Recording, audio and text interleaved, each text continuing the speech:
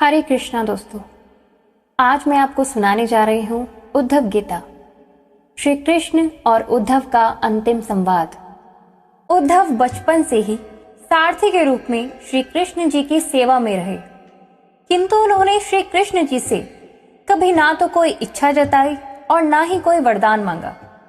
जब श्री कृष्ण अपने अवतार काल को पूर्ण कर गोलोक जाने को तत्पर हुए, तब उन्होंने उद्धव को अपने पास बुलाया और कहा, प्रिय उद्धव, मेरे इस अवतार काल में अनेक लोगों ने मुझसे वरदान प्राप्त किए, किंतु तुमने कभी कुछ नहीं मांगा। अब कुछ मांगो, मैं तुम्हें देना चाहता हूं। तुम्हारा भला करके मुझे भी संतुष्टि होगी। उद्धव ने इसके बाद भी स्वयं के लिए कुछ नहीं मांगा। वे तो केवल उन आशंकाओं का समाधान चाहते थे जो उनके मन में कृष्ण की शिक्षाओं और उनके कृतित्व को देखकर उठ रही थी। उन्होंने भगवान श्री कृष्ण से पूछा, भगवान, महाभारत के घटनाक्रम में अनेक बातें मैं समझ नहीं पाया। आपके उपदेश अलग रहे, जबकि व्यक्तिगत जीवन कुछ अलग तरह का दिखता रहा।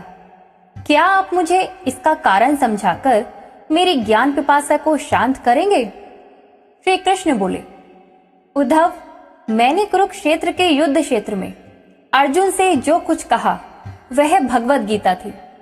आज जो कुछ तुम जानना चाहते हो और उसका मैं जो तुम्हें उत्तर दूंगा वह उद्धव गीता के रूप में जानी जाएगी। इसी कारण मैंने तुम्हें यह अवसर दिया है, तुम बेझिझक पूछो।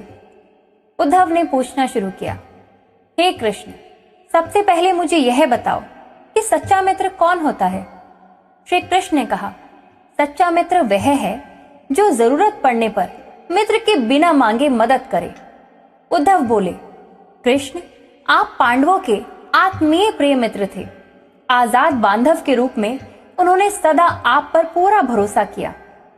आप महान ज्ञानी हैं, आप भूत, वर्तमान व भविष्य के ज्ञाता हैं, किंतु आपने सच्चे मित्र की जो परिभाषा दी है, क्या आपको नहीं लगता कि आपने उस परिभाषा के अनुसार कार्य नहीं किया? आपने धर्मराज युधिष्ठिर को जुआ खेलने से क्यों नहीं रोका? चलो ठीक है, आपने उन्हें नहीं रोका, लेकिन आपने भाग्य को भी धर्मराज के पक्ष में भी नहीं मोड़ा। आप चाहते तो युधिष्ठिर जीत सकते थे। आप कम से कम उन्हें धन, राज्य और यहाँ तक कि खुद को हारने के बाद तो रोक सकते थे। उसके बाद जब उन्होंने अपने भाइयों को दांव पर लगाना शुरू किया, तब तो आप सभा कक्ष में पहुंच सकते थे।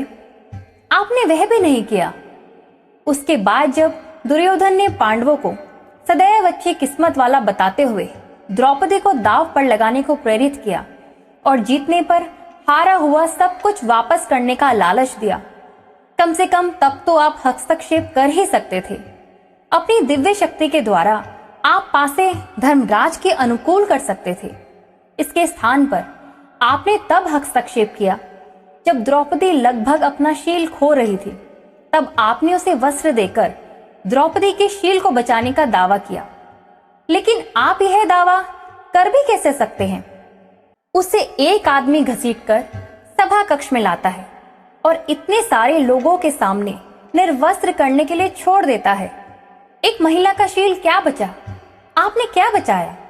अगर आपने संकट के समय में अपनों की मदद नहीं की, तो आपको आपात बांधव कैसे कहा जा सकता है? बताइए, आपने संकट के समय में मदद नहीं की तो क्या फायदा? क्या यही धर्म है? इन प्रश्नों को पूछते पूछते उद्धव का गला रुंध गया और उनकी आंखों से आंसू बहने लगे। ये अकेले उद्धव के प्रश्न नहीं हैं दोस्तों। महाभारत पढ़ते समय हर एक के मनोमस्तिष्क में ये सवाल उठते हैं। मानो उद्धव ने हम लोगों की ओर से ही श्री कृष्ण से ये प्रश्न किए। श्री कृष्ण मुस्कुराते हुए बोले, प्रिय उद्धव, यह सृष्टि का नियम है कि विवेकवान ही जीतता है। उस समय दुर्योधन के पास विवेक था, धर्मराज के पास नहीं। यही कारण रहा कि धर्मराज पराजित हुए। उद्धव को हैरान परेशान देखकर कृष्ण आगे बोले, दुर्योधन के पास जुआ खेलने के लिए पैसा और धन तो बहुत था, लेकिन उसे पासों का खेल खेलना नहीं आता था। इसीलिए उसने अपने मामा शकुनी का द्रुत क्रीड़ा के लिए उपयोग किया। यही विवेक है। धर्मराज भी इसी प्रकार सोच सकते थे और अपने चचेरे भाई से पेशकश कर सकते थे कि उनकी तरफ से मैं खेलूंगा। जरा विचार करो कि अगर शकुनी और मैं खेलते तो कौन जीतता? पासे के अंक उसके अनुसार आते या मेरे अनुसार? चलो इस बात को जाने दो। उन्होंने मुझे खेल में शामिल नहीं किया, इस बात के लिए उन्हें माफ किया जा सकता है।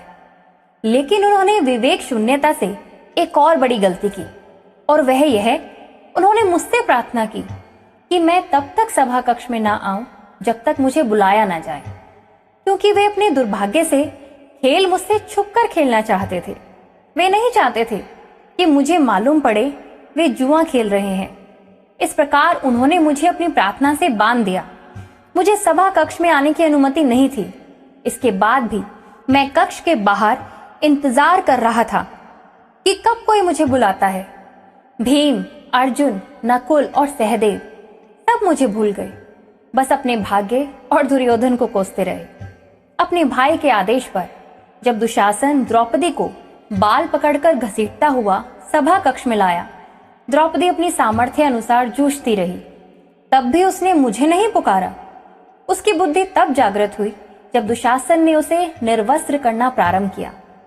जब उसने स्वयं पर निर्भरता छोड़कर हरि हरि अभ्यम कृष्णा अभ्यम की गुहार लगाई, तब मुझे उसके शील की रक्षा का अवसर मिला। जैसे ही मुझे पुकारा गया, मैं अविलंब पहुंच गया। अब इस स्थिति में मेरी गलती बताओ। उद्धव बोले, कहना आपका स्पष्टीकरण प्रभावशाली अवश्य है, किंतु मुझे पूर्ण संतुष्टि नहीं हुई। क्या मैं एक और प्रश्न पूछ सकता हूँ? कृष्ण की अनुमति से उद्धव ने पूछा। इसका अर्थ यह हुआ कि आप तभी आओगे जब आपको बुलाया जाएगा? क्या संकट से घिरे अपने भक्त की मदद करने आप स्वतः नहीं आओगे? कृष्ण मुस्कुराए।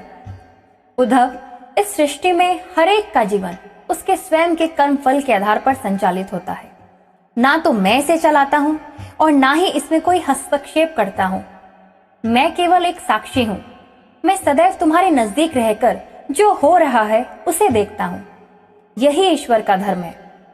उल्हाना देते हुए उद्धव ने पूछा, वाह वाह, बहुत अच्छा कृष्ण। तो इसका अर्थ यह हुआ कि आप हमारे नजदीक खड़े रहकर हमारे सभी दुष्कर्मों का निरीक्षण करते रहेंगे। हम पाप पर पाप करते रहेंगे और आप हमें साक्षी बनकर देखते रहेंगे। आप क्या चाहते हैं कि हम भूल करते रहें, पाप की गठरी बांधते रहें और उसका फल भुगतते रहें? तब कृष्ण बोले, उद्धव, तुम शब्दों के गहरे अर्थ को समझो। जब तुम समझकर अनुभव कर लोगे कि मैं तुम्हारे नजदीक साक्षी के रूप में हर पल हूं, तो क्या तुम कुछ भी गलत या बुरा कर सकोगे? तुम निश्चित रूप से कुछ भी बुरा नहीं कर सकोगे।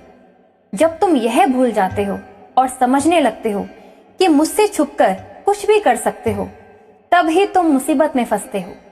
धर्मराज का अज्ञान यह था कि उसने माना कि वह मेरी जानकारी के बिना जुआ खेल सकता है। अगर उसने यह समझ लिया होता कि मैं प्रत्येक के साथ हर समय साक्षी रूप में उपस्थित हूं, तो क्या खेल का रूप कुछ और नहीं होता? भक्ति से अभिभूत उद्धव मंत्रमुग्ध हो गए और बोले, प्रभु, कितना गहरा दर्शन है, कितना महान सत्य।